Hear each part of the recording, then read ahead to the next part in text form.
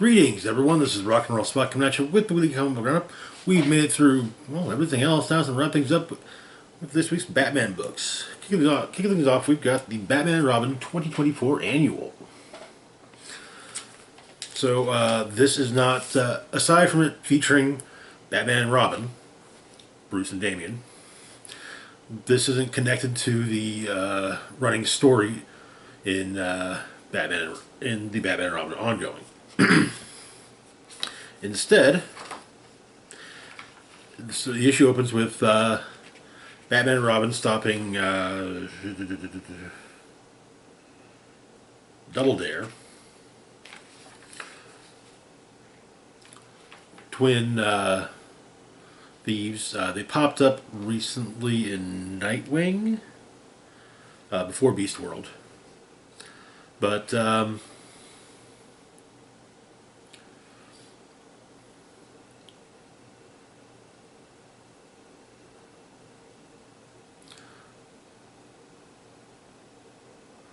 they were stealing some money for a road trip, leading Damian to ask Batman what's a road trip, and so Bruce and Damian take a road trip outside of Gotham.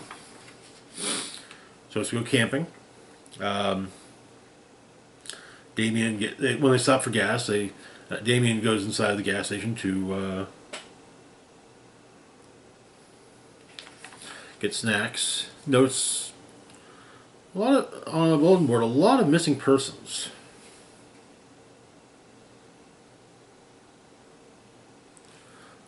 But they arrive at Full Moon Campground.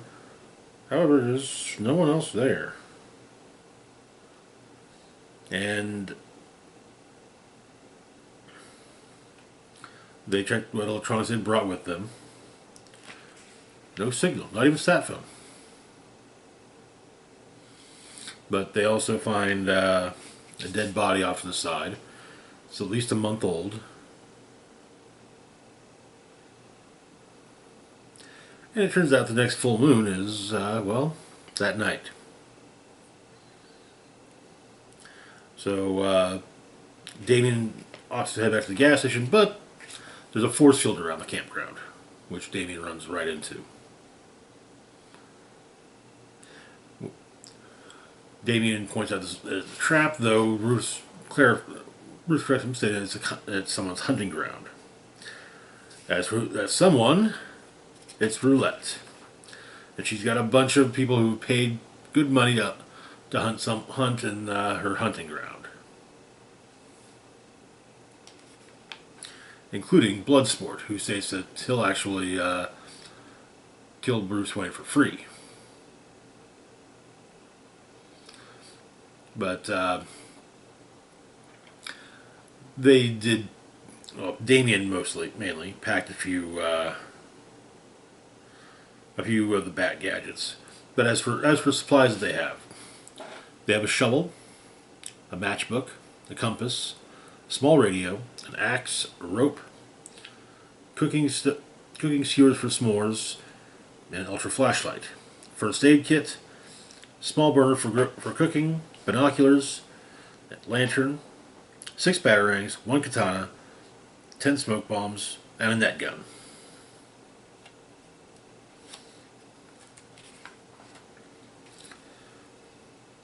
And so, Bruce and Damian begin making traps, and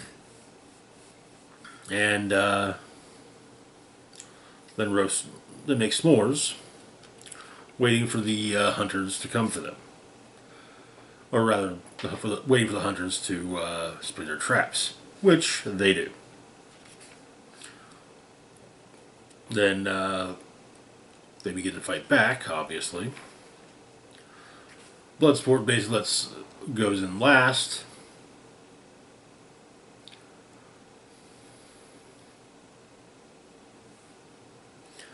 And after shooting their sleeping bags, figures they're dead. But nope, they're not. There's a decoy. And so,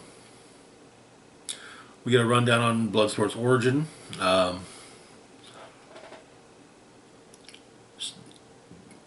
story started in tragedy. Brother was injured in a war, and Bloodsport felt responsible, set out for revenge.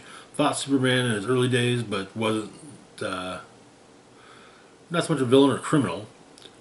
Using stolen LexCorp technology, he created an extra-dimensional teleporter that could arm him with an unlimited number of weapons. But even without the weapons, he was already deadly and an expert in hand-to-hand combat. Usually works as a gun for hire. Water Godder hooks into him. Last Batman heard, he got caught up in the drama on Earth 3 and whatever happened over there. Because, well, Bloodsport was fairly well liked in the Suicide Squad.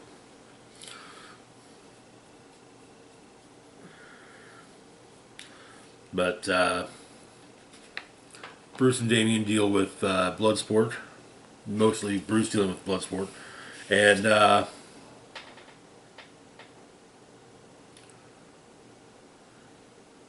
the device that teleports his weapons to him is activated, but not while he's going for a weapon. So the idea being, see where it sends him. Though Bloodsport says it doesn't work like that.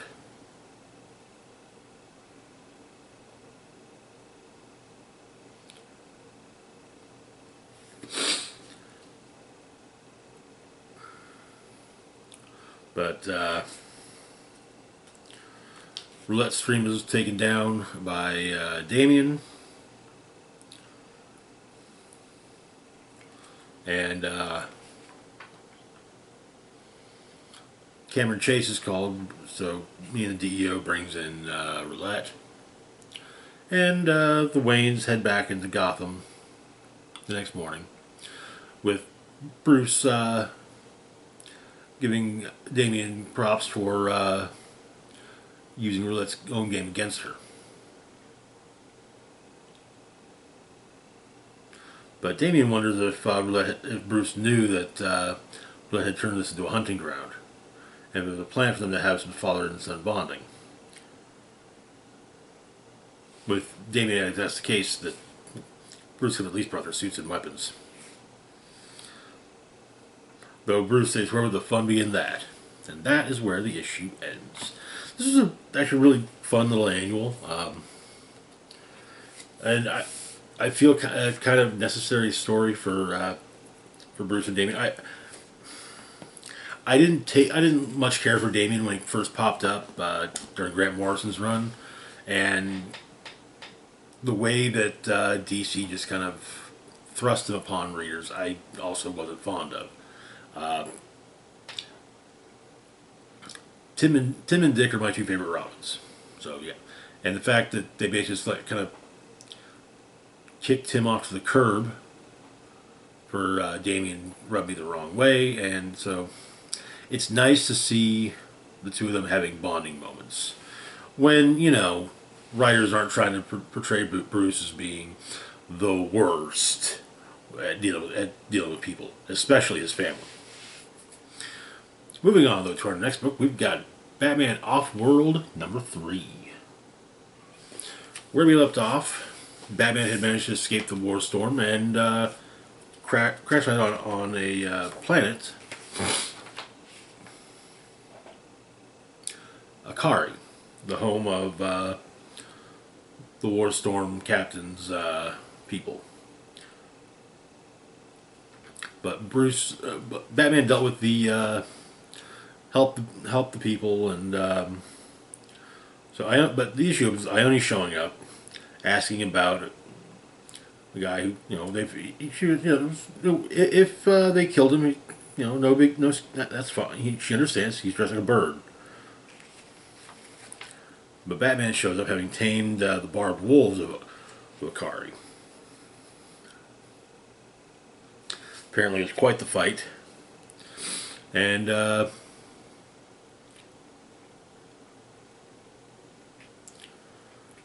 Ione takes Sky to the war storm, but though it's going to take a while to get there, so he's working on a new suit, and she makes her interest in him clear, though he does reject her. They make it to the war storm, Batman makes his way in with his new suit, getting to the hangar, dealing with what were they called? Stormers. And opening the hangar for Ione to come in. She does. And Batman does stop to say, hey, I don't get the chance that I want, but she punches him for trying to talk about his feelings. And basically tells, presumably, on account of the fact that he kind of said, yeah, no, let's worry about taking care of the War Storm first. But Ione also opens her ship to the Stormers. The slaves aboard take a break, but Punchbot realizes that Batman's back. The Barbed Wolf that came with him and Ione fights off some of the Stormers with Batman,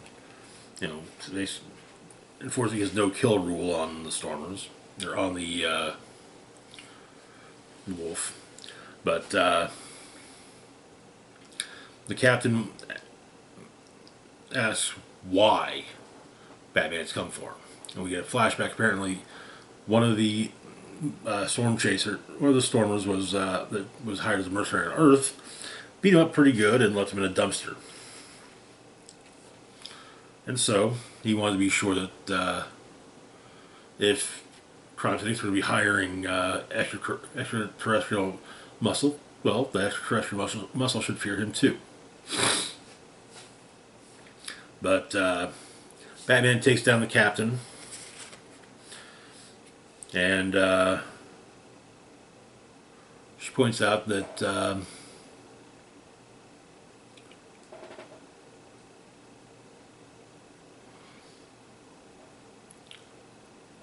the War Storm is now Batman's. And as unexpressly, Batman asks her, though, what can she tell him about Black Sun Mining Company? Apparently, it's run by two brothers, and we see them disciplining thieves. The shorter of the two is able to bring about whispered death. Well, they're not brothers. They're twins, though. The brother is shorter. The sister is notably taller. But the sister states that all who rebel must bleed before the Black Sun twins, and that is where the issue ends. I've said this the last couple months. I really love this miniseries. Early Batman, but basically setting up his off-world rep. It should be noted that way back in the prelude to the Sinestro Corps War, when we were seeing characters being recruited by the Sinestro Corps, Batman was potentially recruited. He inspires great fear, but the presence of the fact that he had recently worn a Green Lantern ring basically caused the Yellow Ring to leave him and go for that particular one. Went to Eamon's store. So yeah, he's feared throughout the galaxy. Moving on though to our next book, we've got Batman and Superman: World's Finest 2024 Annual. Also, not continuing the story currently running in World's Finest. Instead, we have a collection of stories. First up is Imperiled, starring Batmite, Mr. Mxyzptlk, and the mites of the rest of the Justice Leagues, the rest of the Justice League members. Metamorpho, Wonder Woman, Black Canary, Flash, Aquaman, Hawkman, Green Lantern, and Green Arrow together. Why pick one when they both rule, right? But Mixie's trying to tell them something. However, they're too busy arguing over. The rest of the are too busy arguing over who the best hero is. What Mixie's trying to tell them, though, is that the heroes aren't what matter, but rather, what makes the hero great is their villains. And well, now their villains have imps as Sinestro, Cheetah, and Might versions of Sinestro, Cheetah, and Solomon Grundy show up. But also see a Lobo Might, a Doomsday Might, Joker Might.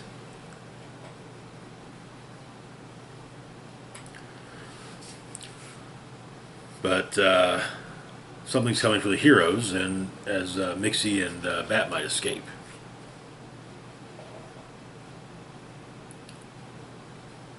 Next up, we have a Metamorpho story, which starts up shortly after World's Finest number 17. Ties that bind. We get a little bit of Metamorpho's origin, as well as learning about his father, who was a archaeologist named Montana Mason. Rex Mason tried to follow in his footsteps, but Rex is more about fortune and glory than archaeology. So, yeah. But the father of Rex's fiancée, Simon Stagg, has wants Simon to go into a volcano in Markovia and retrieve the fabled Hammer of Vulcan. But as he makes his way through, he's dealing with booby traps. Though, some of the traps have already been sprung, as if there's already someone here. And yeah, there is. Rex finds someone in a modified deep-sea diving suit going after the hammer. They fight it out, and it turns out to be Montana Mason. Rex and Montana talk a bit, and he lets his dad take the hammer, and tells Simon Stagg that when he got there, it was already gone. Which brings us to our next story, Sting Like a Bee, focusing on Bumblebee, taking place before the formation of the Teen Titans. So,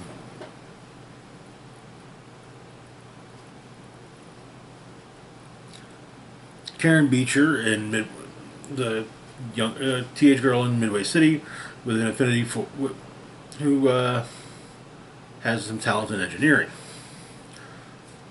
Her aunt's teaching her about engineering as well. So, and she does repairs. She fixes stuff for a lot of people in the neighborhood. Got a guy named Kevin that she knows from school. Showed he's working for a news outlet. And she brings up that perhaps Buckland Mark should be looked into. But and Kevin says that hey, he brought that up, but they need harder evidence. So Karen makes herself some gadgets that, as well as we learn a pair of wings, infiltrates Buckland headquarters, gets information, all kinds of information about their shady dealings. However, she gets caught and has to fly out using her prototype wings, which much to her amazement, work.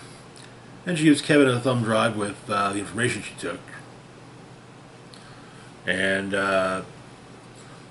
Buckland, while Karen's working on what will become the headpiece of the Bumblebee suit,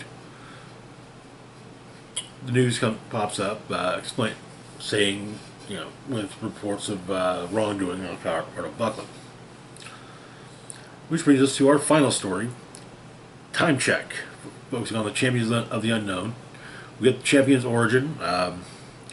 Kyle Ace Morgan, Leslie Rocky Davis, Walter Prof Haley, and Matthew Red Ryan were crashing a plane in the mountains. They surprisingly somehow survived. Made it back from everything. And now they are the challengers of the unknown. But they've got a fifth member of their team, June. But the challengers are have been passed on a mission by Batman.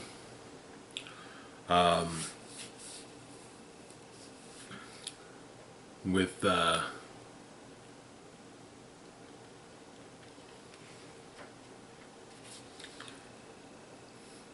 which requires some rather weird, going through some really weird stuff.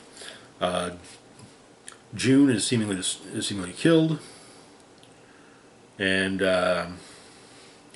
Rex is reflecting on this afterwards. But June walks in alive and well. Ended up on the mountain that the challengers crashed on, and she survived what she survived to get back there. She understands what the challengers went through, and suggests they get back to work rather than go on vacation. That is where the issue ends. Good story.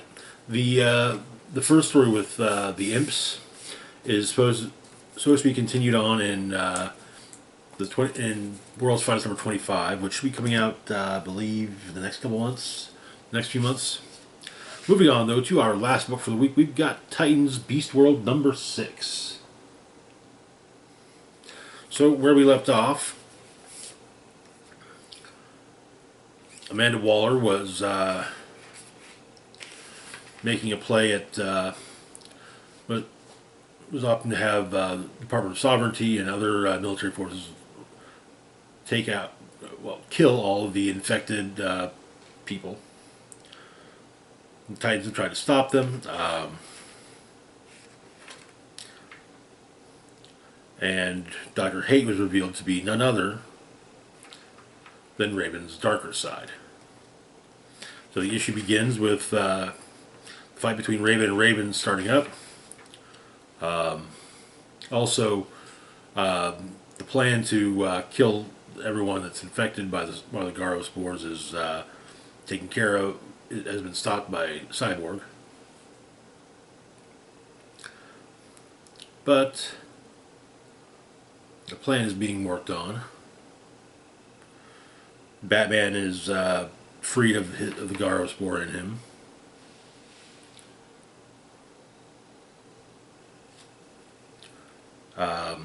And Detective Chimp explains his plan to the various superheroes.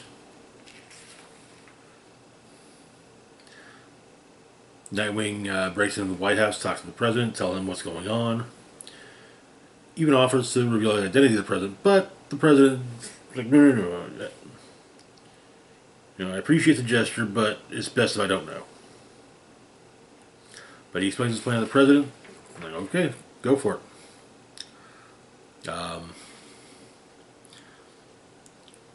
The various Star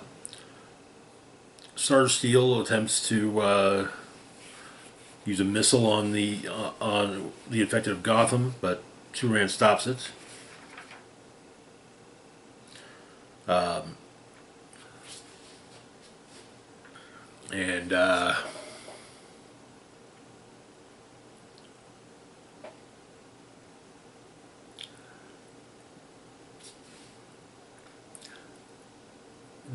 Nightwing gives Donna Troy instructions on how to take down every player in the field, except for herself. Starfire's got the plan for her.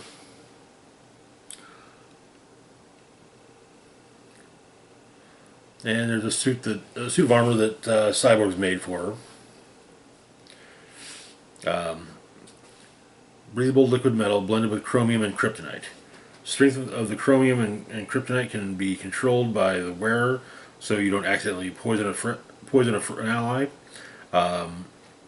But the wearer is impervious to the spores and a living nightmare for Kryptonians and Temeranians.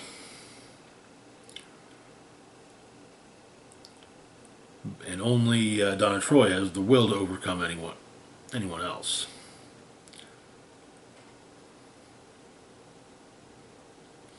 But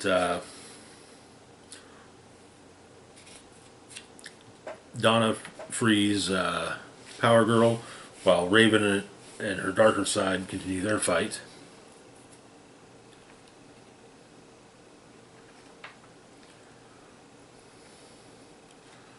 The Titans and their allies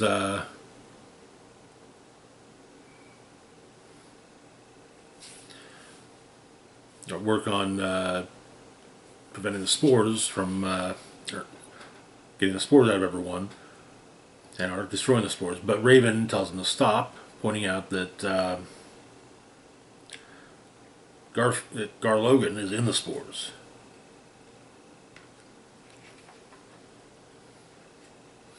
And so, all the spores are brought together.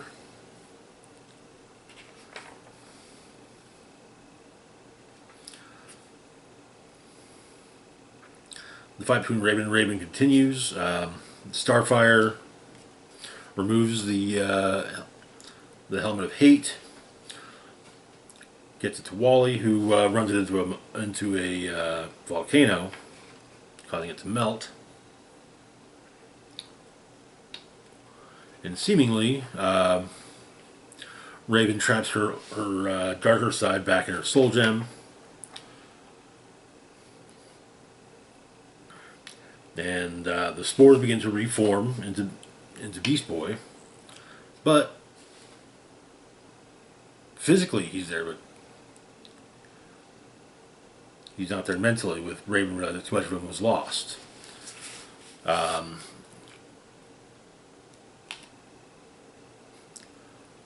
Waller paints the Titans as enemies and declares what was once the Hall of Justice to now be the Hall of Order.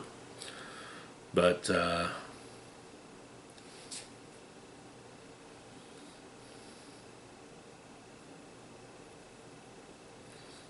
Detective Chim has some thoughts about the whole deal with Beast Boy.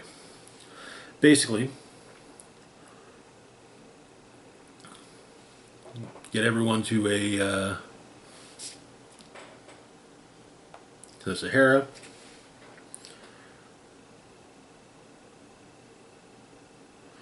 And a boom tube is opened up. And so back in issue 1, when Garo fought the Necrostar actually ripped off one of Garo's arms. That arm went with the Necrostar through the boom tube. And so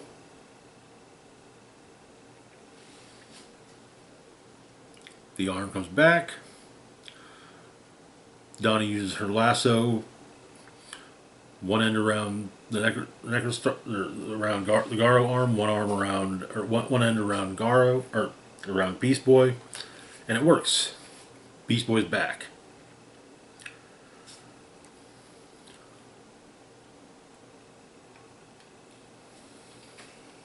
However, turns out that the fight between Raven and Raven did not go the way we thought, as it's Raven's good side trapped in her soul gem. And that is where the series ends. I have to admit, that was not something I saw coming. The ending.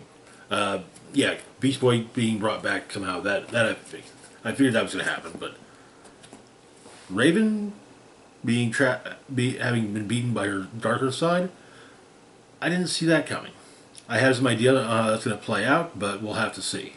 Anyways, that's going to do it for now. As always, feel free to like, share, and subscribe.